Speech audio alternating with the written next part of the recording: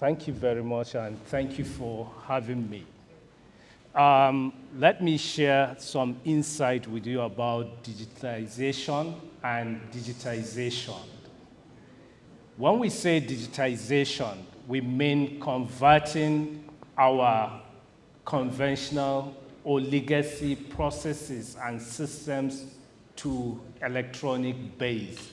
That means converting our papers or the way we do things to an electronic base. But when we say digitalization, it means a rapid business innovation. It means a new way of doing things inspired by three technological capabilities. Firstly, ubiquitous data. There is data about anything you want to know. All you need to go find it, make sense of it, and use it. Secondly, unlimited connectivity. You can connect to anything you can think of to get information you want. And thirdly, there is a massive computing power available at a cheaper cost. You know, our mobile phone today is more powerful than the computer that took the spacecraft Apollo 11 to space. So these three things, if you combine them together, there is nothing impossible when it comes to getting information about taxpayers, avoiding the tax eviction, and anything you want. You can use technology, AI, big data, to analyze people, even from social media, to know who is avoiding to pay tax or to know their worth. So this technology makes it possible for us to get whatever we want and to ensure every person comply to the tax law. But when you look at technology, technology is a double-edged sword. It has its own promises and it has its own pitfalls. How can you avoid that? So in Nigeria, the journey started at the beginning of the second tenure of this administration, when President Muhammadu Buhari, GCFR, renamed and expanded the mandate of our ministry to cover digital economy. Before, it was just Ministry of Communications, but now Ministry of Communications and Digital Economy. What it means is that the end is not about the technology, but how can you use technology to create economic activities and prosperity within the country.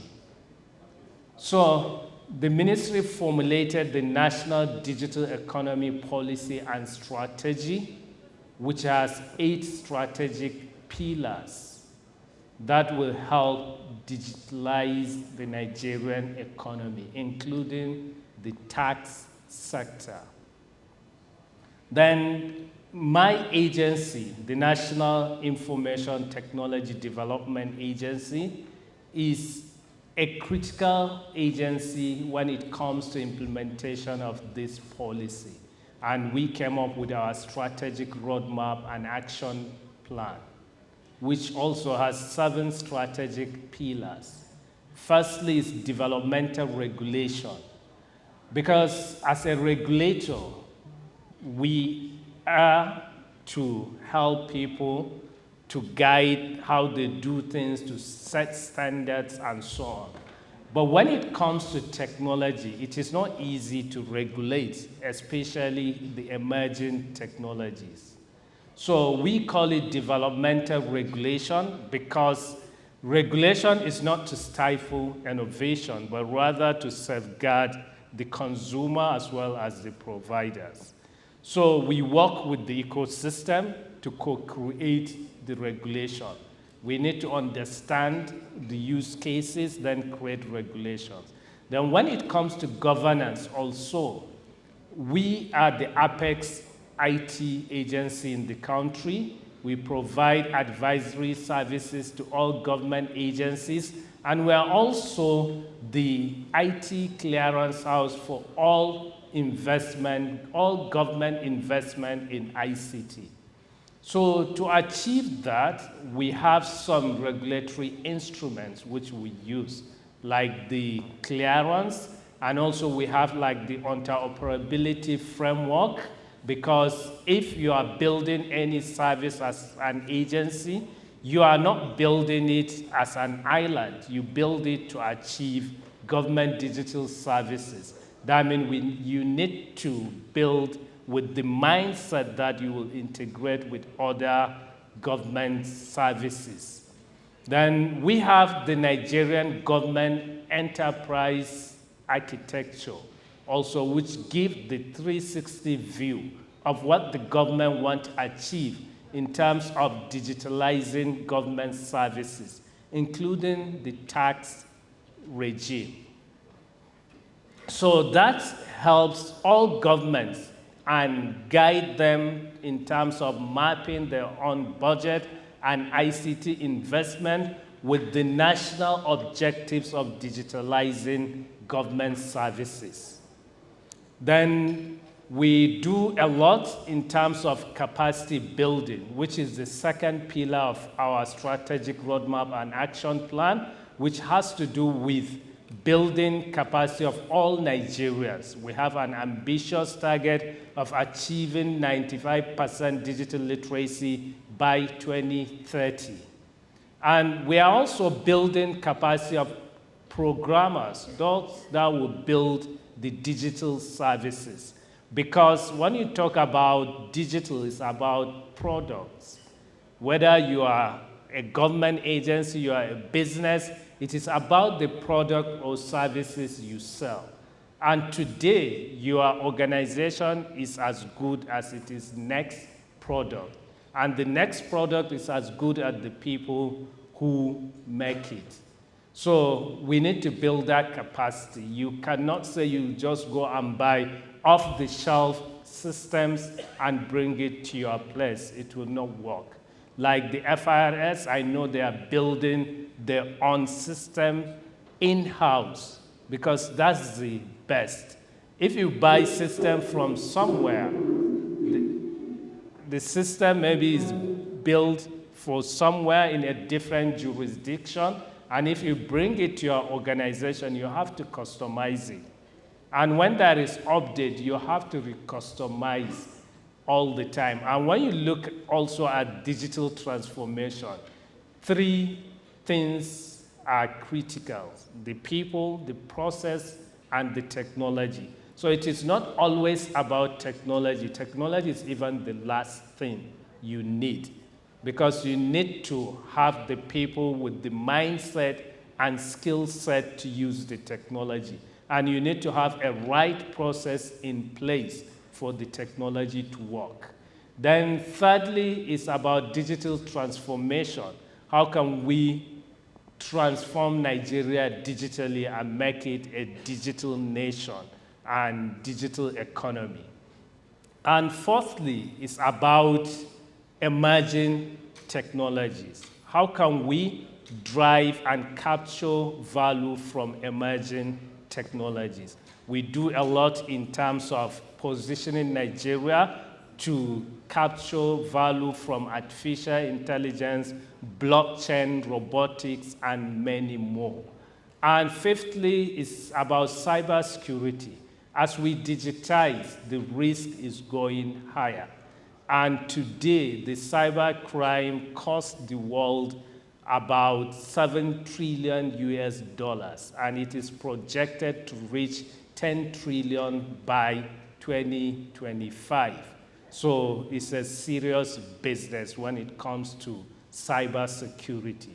So the theme of our conversation is about digitalization, the security of taxpayers' information, and the confidentiality.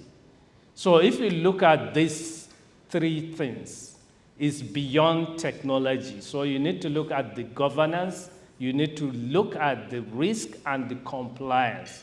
So the government also, in our agency, we came up with the Nigerian Data Protection Regulation, which is the first in Africa and second globally after the GDPR.